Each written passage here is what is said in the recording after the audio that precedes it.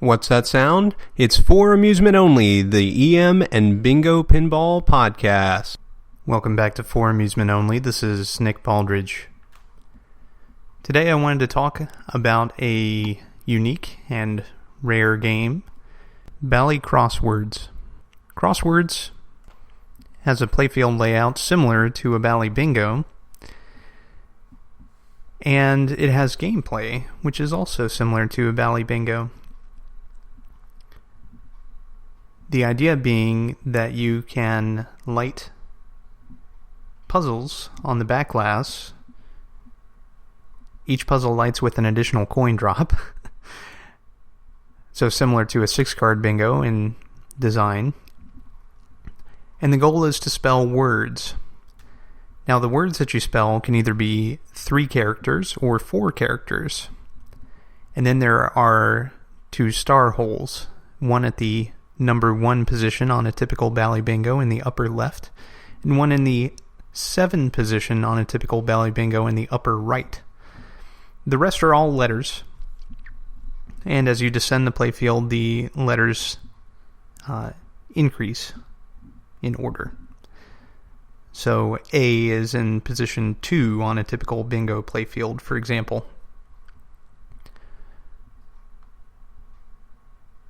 And the interesting thing is you get 5 balls, and those star holes are like bonus multipliers, kind of, in that they increase your score. Now, when you've shot all the balls, the game will start counting. And I've never played one of these, so I'm just going based off of photos and the score and instruction cards, which are on IPDB. Courtesy of Mr. Dennis Dodell. So, if you were to make a 3-letter word, you would win 2 replays. If you got 1 star hole with a 3-letter word, you'd get 3 replays. Now, if you made a 3-letter word and got 2 of the star holes, then you'd get 16 replays.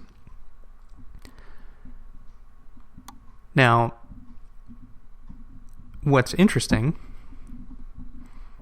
is that the credit counter only goes up to double digits.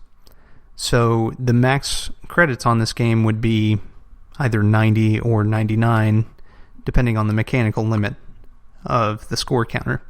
It happens to bear a very striking resemblance to the Bally score counters, except that it's only 2 digits. So, on the instruction card, of course, it's printed for amusement only. Sure. But I will say that it is rather low scoring, so I'm not sure what kind of payouts would exist on this, just because you're not racking in hundreds and hundreds of replays.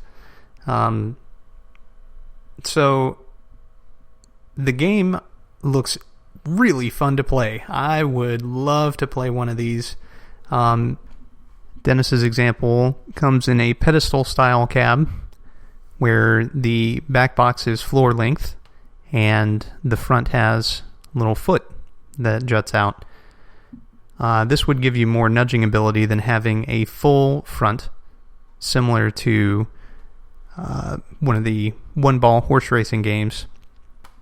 I do hope one day to get to try one of these.